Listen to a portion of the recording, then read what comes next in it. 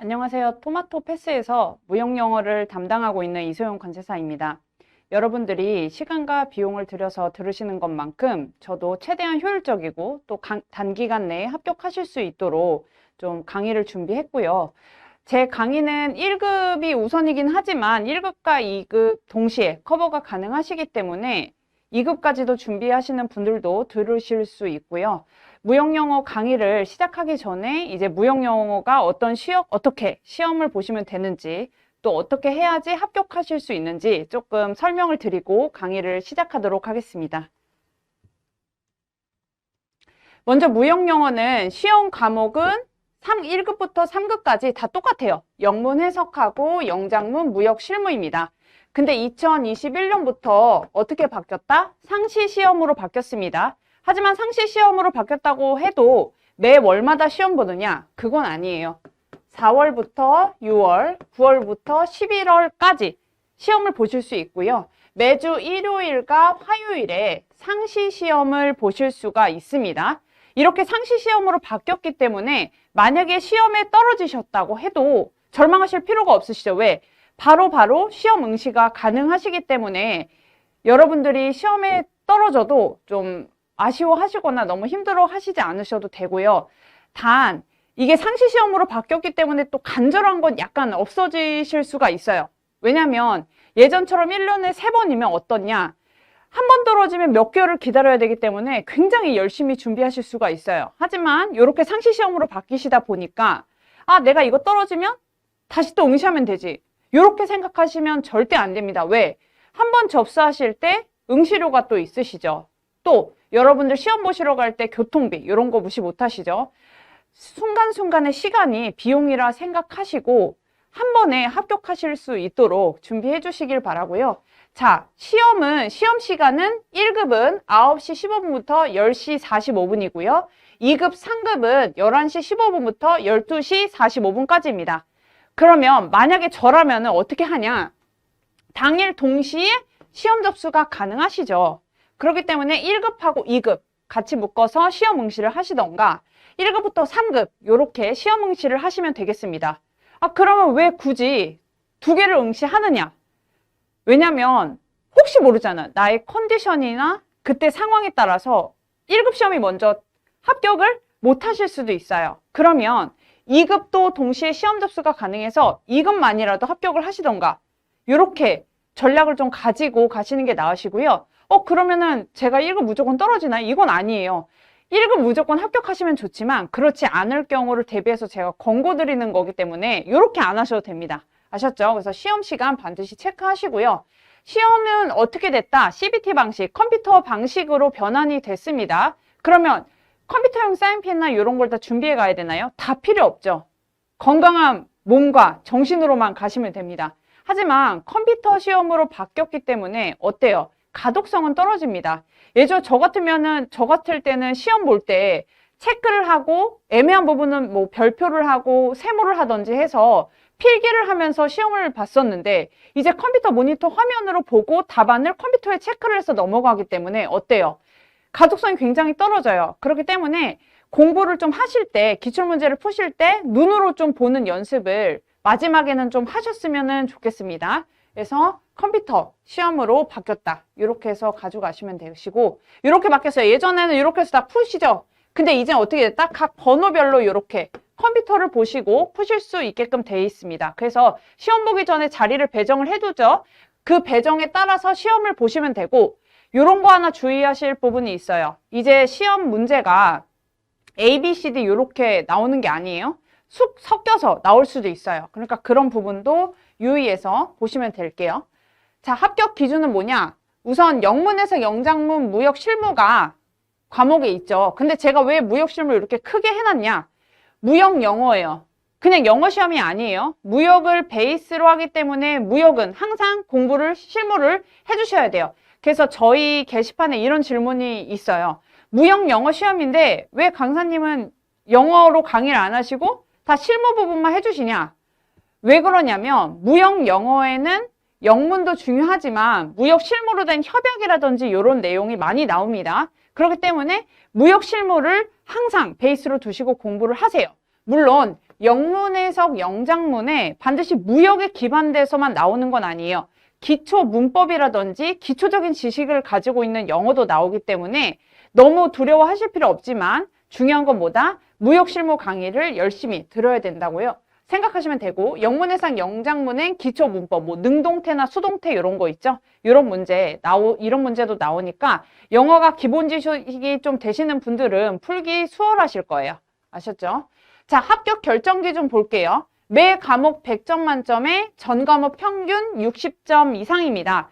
근데 1급은 과목당 40점 미만인 경우에는 어떻다? 불합격이에요. 자, 한 문제당 4점이라고 생각하시면 돼요. 그죠? 25문제에서 적어도 10문제 이상은 맞아야 된다는 거예요. 왜? 10문제가 40점이니까 지금 제가 1급 기준으로 말씀드리는 겁니다. 그럼 만약에 영문 해석에서 40점이 나왔다. 그리고 여기서 꽈락은 피했어.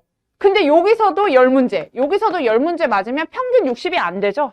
그렇기 때문에 한 과목에서 10문제를 맞으면 적어도 두 과목에선 각각 18문제씩 맞추셔야 되는 거예요. 전략을 잘 가지고 가시면 되겠어요. 그래서 제가 권하는 거는 뭐냐. 최소 각 과목당 적어도 16개 문제는 꼭 맞추시고 가셔라 이거예요. 그래서 기출문제를 많이 푸시고 채점을 좀 많이 해보세요. 그래서 점수가 어디가 더 많이 나오냐 이러면은 거기는 뭐다? 이미 안정권이에요. 좀 점수가 안 나오는 데를 좀 더 열심히 하시면 되겠죠. 그래서 우리 모두 어떻게 하자? 최소 각 과목당 16문제 이상은 맞추자. 이렇게 생각하시고 가시고 내가 좀 약하다 하면 다른 과목에 조금 더 집중해서 열심히 공부하시면 되겠습니다. 자, 무역실무 과목 출제 기준은 이렇게 되죠. 1번부터 10번 요 순서까지 나옵니다. 근데 왜 제가 1번부터 5번까지만 노란색 음영으로 해놨냐? 솔직히 6번부터 10번까지는 많이 나와봐야 3문제에서 4문제 이렇게 돼요. 그러면 여러분들 만약에 시간이 없어요. 내가 이력서를 썼는데 자격증이 몇 개 없어. 그래서 준비를 했어요. 시간이 없어. 이것까지 파실 거예요? 아니죠. 1번부터 5번이 메인이에요. 무조건 시간이 없고 내가 너무 공부가 어렵다 하시면 저는 요 부분까지만 공부하셔도 충분히 합격하실 수 있다고 파악이 됩니다. 쓸데없이 몇 문제 안 나오는 부분에 내가 무조건 100점 맞을 거예요 하는데 여러분들 자격증 나왔을 때 점수가 거기 나와요? 안 나와요. 여러분들은 60점 이상만 맞추셔서 합격만 하시면 됩니다. 아셨죠? 그래서 내가 만약 정말 시간이 없다. 그리고 6번부터 10번까지 너무 이해하기가 어렵다. 그러면 뭐다? 1번부터 5번에 있는 범위를 열심히 풀어주시면 됩니다. 아셨죠? 이 부분 꼭 체크하시고 넘어가고 1번부터 5번까지 중에서도 뭐다? 무역결제. 정말 중요합니다. 무역결제에는 당연히 UCP 600, 뭐 추심이라든지 이런 부분이 나오시고 대표적인 게 무신용장 결제 방식과 신용장 결제 방식으로 나눠서 생각을 해주시면 됩니다. 그래서 우리는 어떤 부분을 좀 더 중점으로 공부하자 1번부터 5번까지로 생각을 해주시고 가시면 되겠습니다. 자, 무역영어 합격 전략이에요. 제가 말씀드렸다시피 무역 실무 베이스로 가시면 돼요. 근데 무역 실무 베이스로 가시되 여러분들 영단어 많이 공부하시죠? 저도 토익 시험이나 이런 거 볼 때 복과 엄청 공부했거든요. 근데 무역은 무역에서 정하는 무역 용어가 따로 있습니다. 그게 무역 용어 암기예요. 제 교재 뒷부분에 무역 용어를 정말 많이 해놨어요. 그 무역 용어도 암기를 좀 해주셨으면 좋겠어요. 뭐 예를 들어서 컬렉션, 요거 하면 뭐 수집 이렇게 생각하실 수 있는데 우리 무역에서는 추심 결제 방식의 추심으로 정의하고 있습니다. 그리고 shift, 요게 뭐냐? 선박이에요, 선박. 요런 용어들이 약간 접하기가 흔한 게 아니잖아요. 그러니까 무역 용어들은 좀 암기하시고 이 중에서 제일 중요한 거는 뭐가 있겠어요? 인코텀즈 같은 게 있겠죠. 뭐 CIF, FOB 이런 것들. 그래서 무역 용어 암기도 중요하다 생각하시면 되고 저는 이제 제일 중요한 게 기출문제라고 생각을 해요. 정말로 문제를 풀고 제가 이제 연구를 좀 하고 하다 보면 똑같은 문제가 계속 나옵니다. 심지어 답이 아니었던 다른 지문들이 나중에 다른 시험에서 보기 문제로 나옵니다.